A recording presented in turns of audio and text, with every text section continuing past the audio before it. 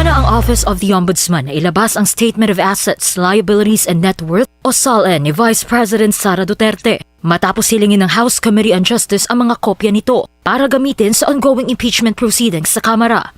Ayon kay Assistant Ombudsman at Spokesperson Miko Clavano, mas mabilis na mailalabas ang SALN ng bise dahil bukas na rin naman sa publiko ang access sa mga SALN ng public officials na nasa ilalim ng tanggapan. Kabilang sa mga hinihingi ng komite ang SALN ni VP Sara mula 2007 hanggang 2025. Ibig sabihin, kasama ang mga SALN noong termino niya bilang Mayor at Vice Mayor ng Davao City. So, even a simple request would do, no? And so much more if it is a subpoena, we will comply. We would have to direct or endorse the request or subpoena to the proper office that was the repository of those SALNs, which is yung sa Mindanao office ho natin. Pinagsama-sama na rin ng Ombudsman ang mga reklamong natanggap nito laban kay VP Sara na halos magkakapareho. Sumasa ilalim na rin ang mga ito sa fact-finding investigation ayon kay Clavano.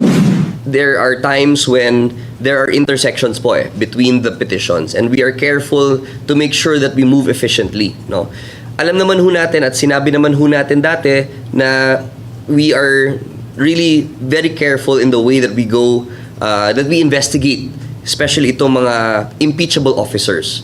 Kaya masusi rin anyang babantayan ng Ombudsman ang ongoing impeachment proceedings sa Kamara. Kumikilos na rin ang Ombudsman para makausap si Ramil Madriaga, ang lumantad na umano'y bagman at dating security aide ni VP Sara.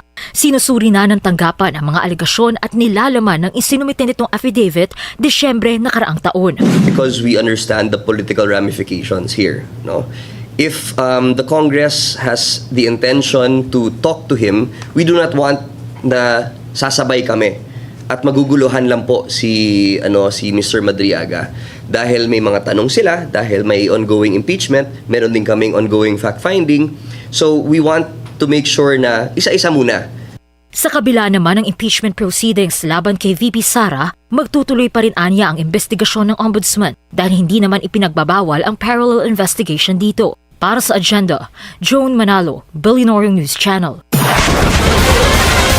Asikasuhin muna ang mga problemang dulot ng Middle East crisis bago ang impeachment ni VP Sara. Yan ang unsolicited advice ni political analyst Maluti Kia kay PBBM. Sa At the Forefront ng Billionaire News Channel, tinawag ni Tikia na bad optics ang pagpapatuloy ng Duterte impeachment habang nagdurusa ang mga Pilipino sa mataas na presyo ng krudo. Kung ako si Pangulong Marcos, sasabihin ko itigil niyo muna yung impeachment. Harapin muna natin yung krisis. Hindi ko sinasabing wag maging accountable, hindi.